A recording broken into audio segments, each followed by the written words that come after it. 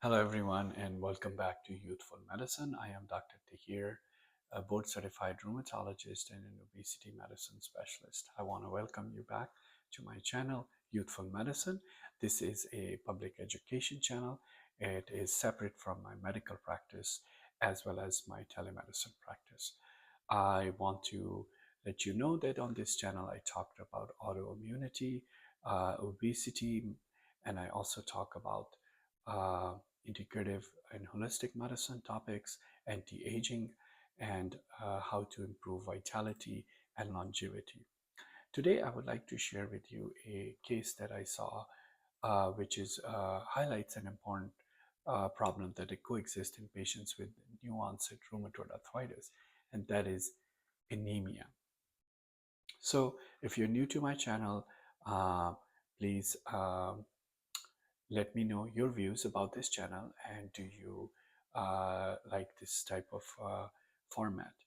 I would be taking ideas from my day-to-day cases, real life cases with a little bit of information about the patient and what they're dealing with and why are they seeing me and how am I helping them. So this patient, the one that I'm talking about, is a patient that I saw today for a follow-up, a second visit, and the visit was for joint pain and fatigue and stiffness. And the patient is a female, and she is 52 years old. Today, on her follow-up visit, she pointed out some concerns about her arthritis, but also feeling of fatigue and tiredness. And today, I was reviewing her labs with her, and I pointed out to her some findings that was useful for her to understand why she's feeling that way. So, first of all, rheumatoid arthritis. Rheumatoid arthritis is an autoimmune disease. It is the most common autoimmune disease predominantly seen in populations in age groups between 30 to 40, but it also has a peak in 50 and 60, but primarily can happen in anyone. There is also a form of rheumatoid arthritis in young children. Rheumatoid arthritis is described by symptoms of morning stiffness, joint pain, stiffness, fatigue, and tiredness. They usually mirror images, symmetric arthritis.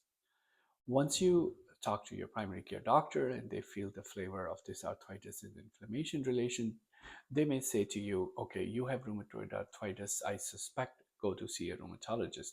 And you'll end up making an appointment with the rheumatologist that would go over your symptoms. They may order some more blood work. They may say you have inflammation, your symptoms are tender. They may examine you, your joints may be tender, swollen. They may get the history. So the autoimmune disease of rheumatoid arthritis is characterized with multiple joints being inflamed, swollen, tender, and it is associated with morning stiffness, it's associated with fatigue and difficulty moving around. The blood works are usually rheumatoid factor, CCP antibodies, inflammation markers. When all of that is done, you meet with your rheumatologist, they go over your blood work again, and they confirm the diagnosis. So you know you have rheumatoid arthritis. They may offer you treatment, they may educate you on diet, on lifestyle, but rheumatologists tend to do extensive blood work. In the blood work, they also look for problems like iron levels and ferritin levels and vitamin D levels and B12 levels and folate levels. But anyways, I do that all the time because I want to know how your overall health is. And one of the problem with autoimmune diseases is when you get started with autoimmune diseases, there could be nutritional deficiencies that you may not know, but they get complicated. Now, there could also be inflammation burden on your bone marrow, so it's not producing enough cells. So that's called anemia of autoimmune disease. But sometimes people have just been feeling so sick and they've not been taking care of their health, and nutritional deficiency can happen. Now, anemia is a very common problem. Anemia means low hemoglobin, but no hemoglobin is also associated with causes such as iron deficiency. Iron is an element that helps with our body to produce hemoglobin, iron blood, and it can be low in people. Either we are not consuming enough or we are losing blood.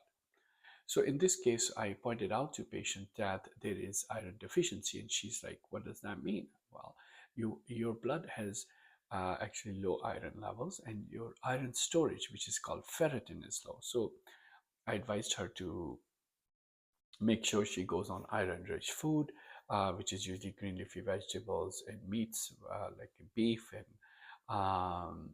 making sure that if needed, if she can tolerate it, she can use some supplements as well. So you can learn about iron-rich food and what other sources are. But the point that I want to make is that vitamin D deficiency, iron deficiency, these nutritional deficiencies are common in patients with rheumatoid arthritis.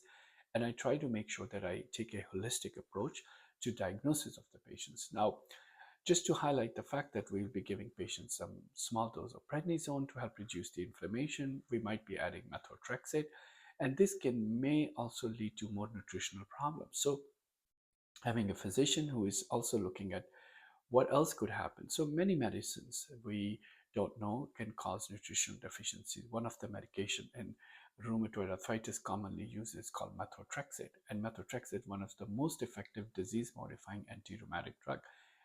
Early use of this medicine helps prevent joint damage, but at the same time, if you do not supplement it with folic acid, you can reduce the absorption of folic acid in the body.